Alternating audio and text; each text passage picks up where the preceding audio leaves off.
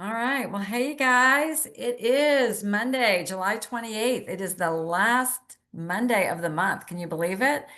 July flew by. So we're getting close to August. So we're going to get together tonight, talk about some things, maybe do some planning for the next month. But most importantly, this is your time. So as we've regrouped, kind of revamped this, want to leave it a lot of time for interactive. And so we want you to ask questions. We want you to provide input, all of that, because that's how we're going to all grow together.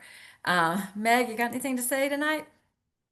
No, just rolling in from being away for several days. And Dee was like, I'm thinking you're probably not going to be there. And I'm like, nope, I'm definitely going to be there. So showing up imperfectly, because that is most of the battle for all of us. I know that.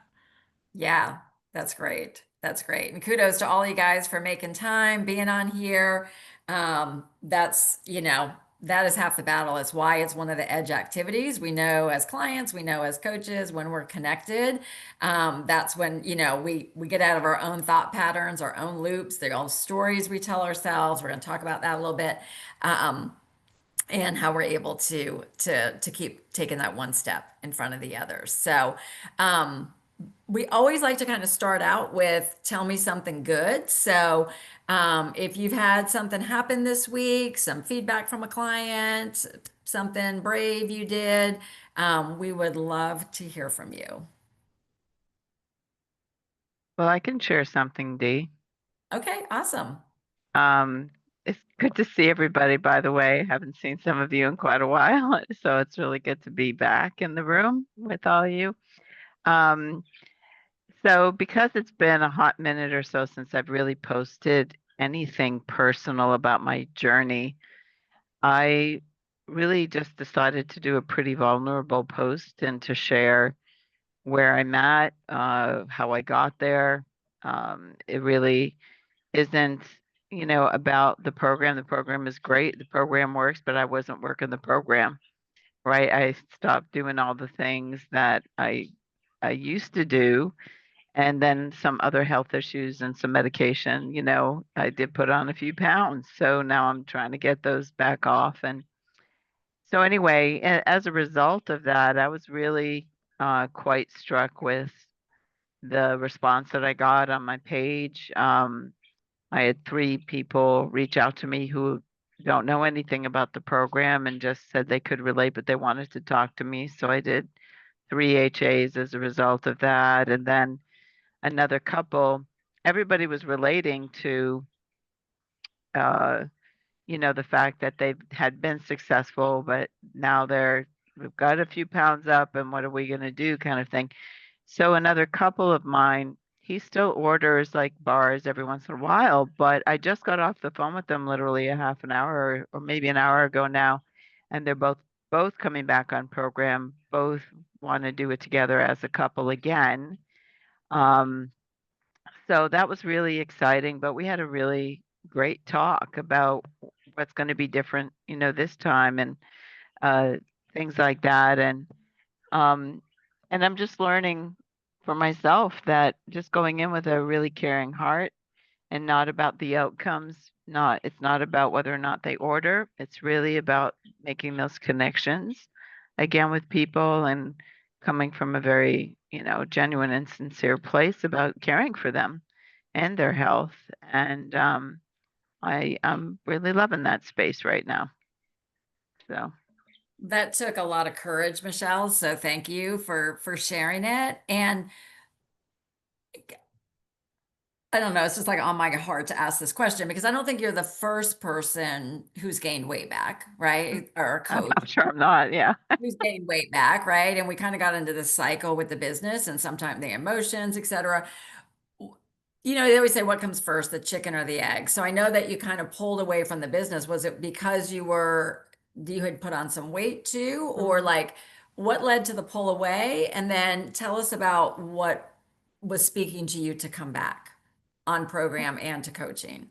Well, part of the pull away was that I felt I was really burned out. Just it wasn't anybody, no pressure on, coming from anybody. It was the pressure I was putting on myself, right? So, trying to just show up all the time. And I really got very tired in my brain from the constant posting and trying to always figure out what the next thing to do kind of was. And for me, so it was partly that. And also I had gained a few pounds. In the beginning, it was just 10, but even 10 felt really conspicuous to me. Now it's 40. Do you know what I mean? But and so I was struggling with that, like how can I coach when I'm putting on weight and da da la la la, I'm not being authentic, you know what I mean? All that, and I got really in my own head about those things, and a lot of self-shame and and really beating myself up over it instead of going, you know what, I've got the tools, I've got the support. I'm not the first person to go through this. Why am I not connecting with the solution? Why am I running away from it? Why am I not using my group, you know? And so when I made that decision, like literally everything just kind of went like that for me. You know, like it was like a switch that went off. And I've had some really major health challenges. I have to just share that my heart has been giving me a lot of issues. I've been in and out of the hospital over the last 6 months. I almost died 2 weeks ago. So it's been a lot, for me, but I need that support. I need my girls and my guy and Frank, We got a couple guys Yeah. now. Oh, yeah, Yeah, that's we're awesome. changing the dynamics here. Yeah. Right, that's awesome. So, I just need that for myself. I need that kind of support around me. So, um, I really need to take things day by day. I've got to watch my stress levels. So I've got to work smarter, not harder, and still learn, grow, and really you know, really just change the way I was doing the business, right? And come from a very different place, which I think I have. That's where I'm at right now. I feel very grounded. I don't feel like I'm on that hamster wheel. Do you know what I mean? Like that I can put myself on because I'm a real doer. I'm always doing. Mhm. So, um, but yeah, so those were really the things that made me pull back. It wasn't anything that anybody did, or I didn't have an attitude about anything. It was just me. I got way up in my head about it. And so I think I've come down out of that tree. I love that. Yeah. Thank you for being so honest.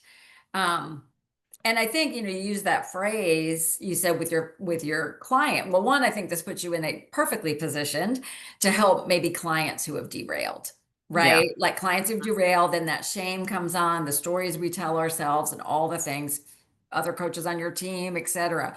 So being able to connect with them from this place of emotion because you've been there, you know what that feels like, you know the words to attach to those feelings. So even like connecting with prior clients and stuff, coming from this genuine space, and we have this room open from 7 to 7:30 to talk about edge activities, more of just a very open format. But what we talked about was I gave some feedback from a podcast I listened to on Ed Milet, and he said we are most qualified. You might want to write it down. We are most qualified to help the people you used to be.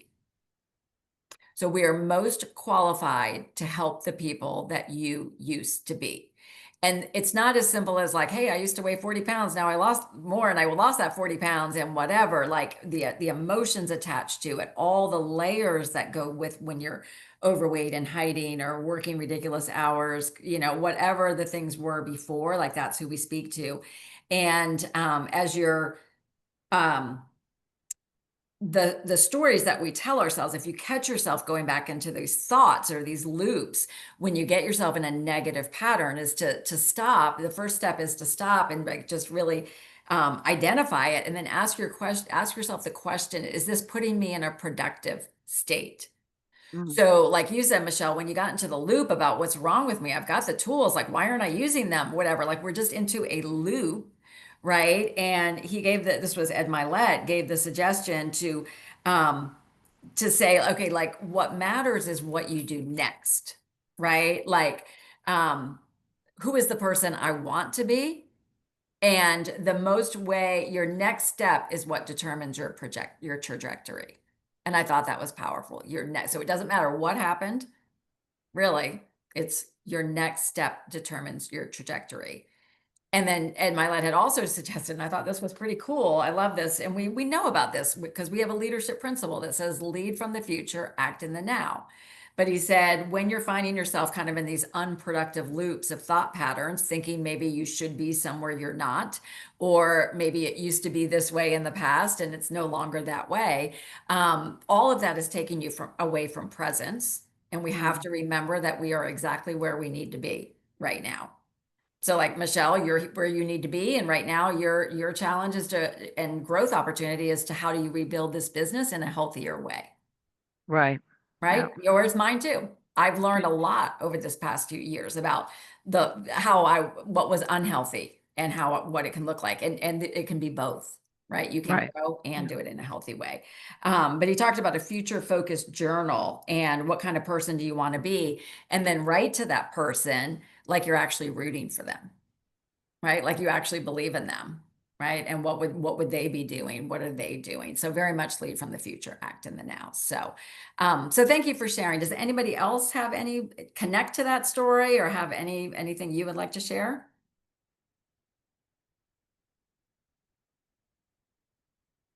Something that I say a lot when folks are telling me, clients are saying, I don't know what happened. I gained or I didn't lose this week and I did everything perfectly and, that kind of thing.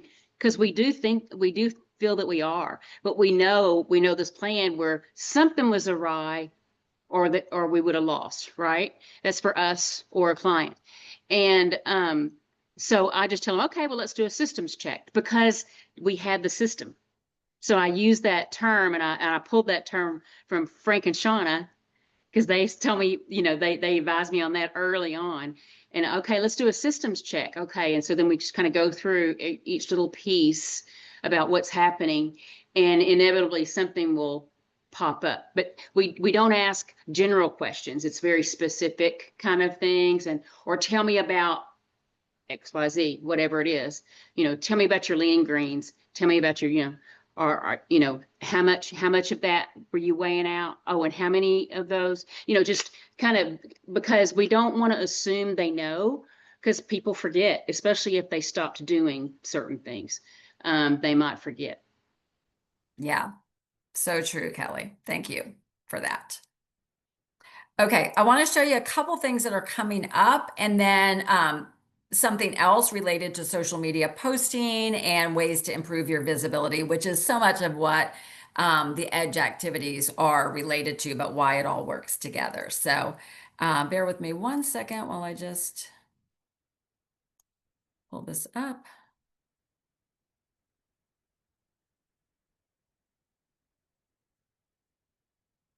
Alrighty. Okay. Can you guys see my screen? Yes? All right, cool. So just learned about this earlier. We always have the opportunity to sit in on Dan and Megan Valentine's team time call. It is at 8:30 on Monday night. So we have the community call and then their call goes from 8:30. It's an hour call. But they actually have Nick Johnson on tonight, and it's about creating momentum in your business. Really, whether you're a new coach, an existing coach, or like a re-engaging coach. And they've got Nick Johnson, our president, on it. So I know I'm personally going to go for a walk, but I'm going to have my earbuds in, and I definitely want to hear what's going to be said. So if you want to tune in, I did post this in our coach group, Coaches Up for Change. So that's in there with the link and all of that. And then a reminder, these real talk on coaching segments have been powerful. We've had several coaches come on board as a result of watching these. These are led by people on the Valentine's team. It's not the typical structured like PowerPoint presentation. It is real stories of different types of people. This one tomorrow night, they're going to have a teacher who is a health coach. They're going to have a single mom success story coaching. This is her primary income. Also a busy couple who fits it into their nooks and crannies. So really encourage you to do the asking and inviting. That is part of the Edge activities. And we are having more and more people who are like, yeah, I'm interested in learning more. And the question is always, you know, hey, would you be open to the idea of exploring coaching if it would help you with whatever their problem is? So just a big thing. That's tomorrow night. Plenty of time to invite for that. But I had committed to the group last week that I am committed to Edge activities. I've been doing them probably 75%. Now I'm doing them full on, but I just wanted you to see this, that I got this message yesterday. I think it was yesterday or Sunday. It said, your content is on fire. You got over 500 reactions on your post this past week. So that wasn't just viewers, that was people who were liking and commenting. And I will say that more of my posts were more authentic. They had pictures of me attached to them rather than more of the canned post. And also did a video. The video got like over 2,000 views on it. So it is true that people want you. They want the authenticity of you, and that your increased posting and the interaction in those private message conversations is pushing your content up to see more people. And a discussion took place in one of the leader threads I'm in with Dan and Megan Valentine and some others. And the question came up, and I just wanted to show you this, about why do some posts not get as much viewership? Like your before and after post, right? You could do a picture of your dog, you get 500 comments. Before and after, crickets. PM me, DM me for more info, things like that. And so somebody asked ChatGPT, how do Facebook algorithms handle when you offer your services or say, I can help you or reach out to me? Great question. This is actually a big deal for reach and visibility. When you post things like, I can help you, DM me, reach out, or link in the bio, the Facebook algorithm often flags those as promotional language and may reduce your organic reach.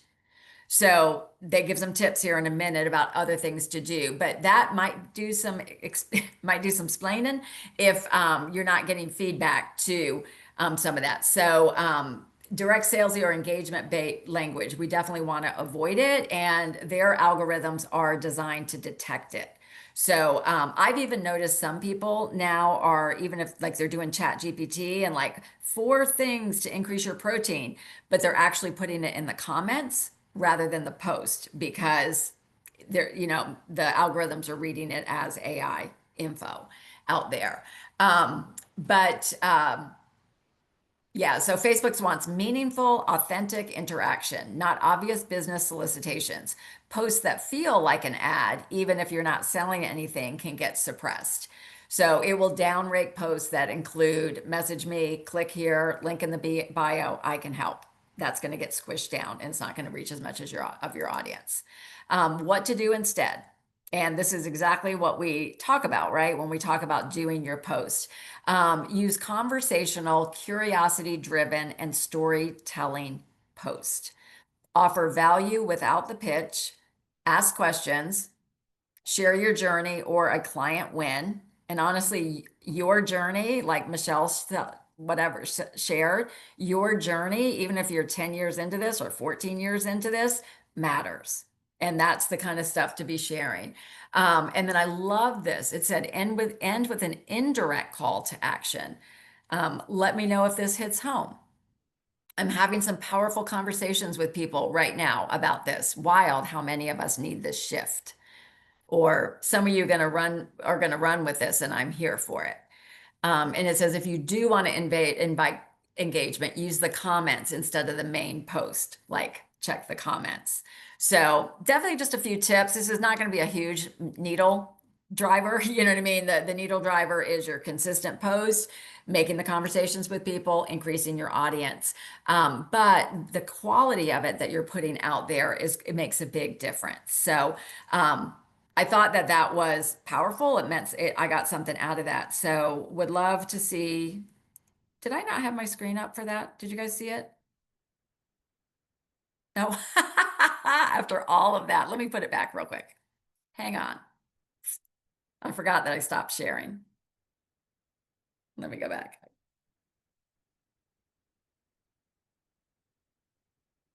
And I can always put these in the chat too. All right, I should have just made it sound like I was real smart, but that's basically what what this is. So I'll put these in our when I post the replay along with that Ed Milet chat or things. So questions, comments, have you been struggling with posting? How does this help you? No dumb questions. I'm sorry, I didn't get to see the written part of where it said what to do instead Oh, okay. on those. Yep. That cut off on my screen. I don't know if it did for anybody else. Yeah, part of it does cut off. It was a screenshot. Can you see that?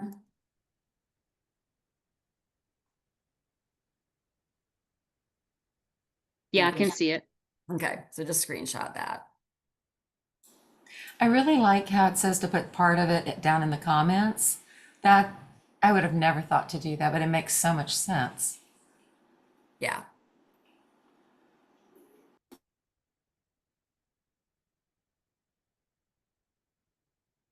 So who has ever, or maybe you have one now, have you been thinking like, I really want to do this particular post, or I really need to do a video or whatnot? I mean, do those thoughts go through your head? Yes. So then I guess I would ask the question, then based on what I was telling you about the Ed Milet, like what stops you? Obviously, there's a narrative or a story that kicks in. Am I right? A narrative. Like for me, like I'll think like one of my coaches had said to me, like, you need to be on stories in video every single day. And I was like, oh, my story is I'm the most boring person on this planet. Like, like who wants to live, like that's the story I tell myself, or I tell myself I don't have anything to say, or nobody's going to be interested. Usually the opposite happens, right? That's the thing that gets the feedback, and then something else I think doesn't land at all. So I would challenge you, like listen to your intuition when that intuition is saying I really should or I need to. Challenge the story that comes up, and you can go through that same process. Like, is this serving me? Is it putting me in a productive place? Because the way I look at it is like we're given a really big a gift. You've got a story to tell. You've got a program to help people, a business opportunity to help people. Keeping quiet is more, in my mind, this is my belief system, more listening to Satan than, listening to my higher power, who would probably empower me with the words to say and to get the message out. So that's how I view it.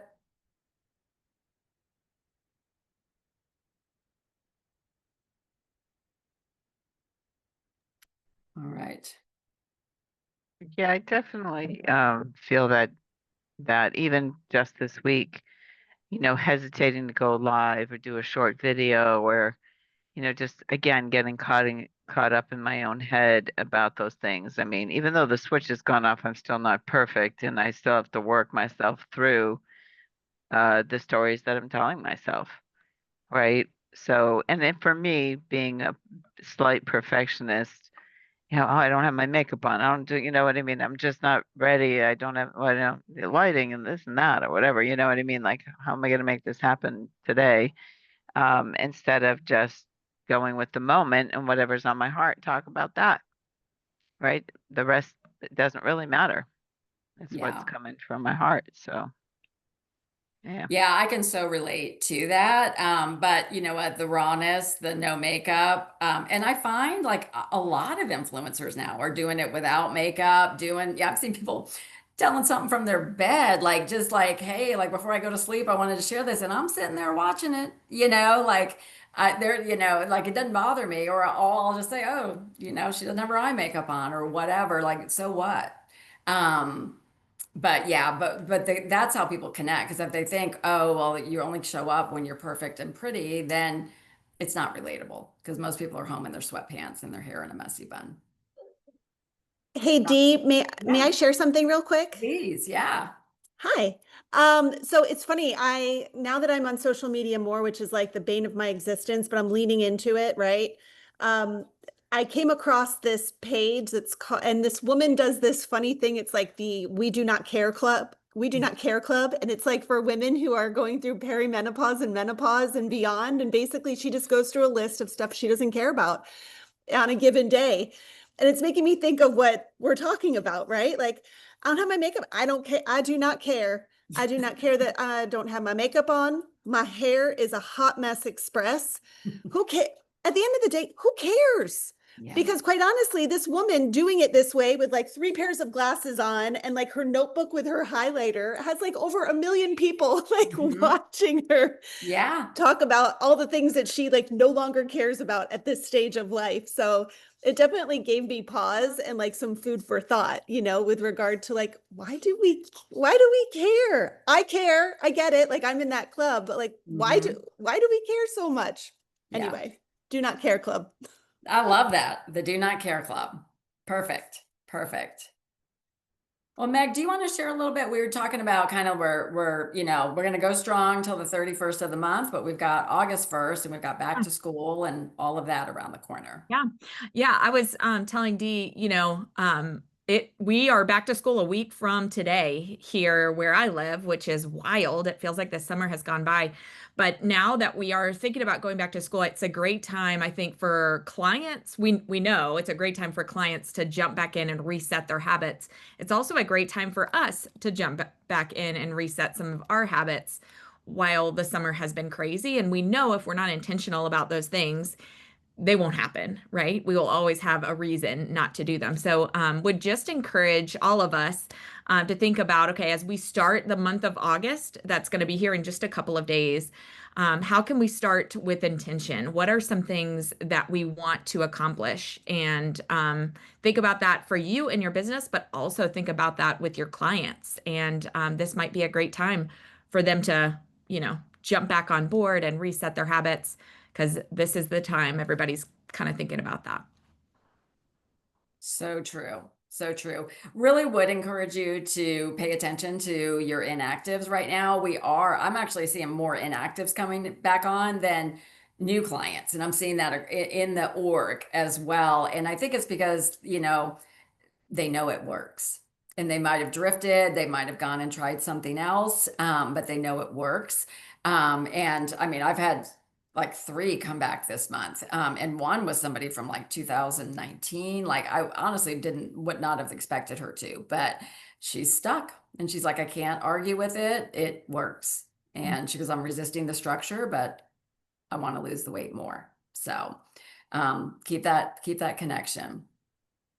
Yeah, Frank. On the global call last week, historically, August is one of our best months. It's that back to school, summer's over, barbecues are over.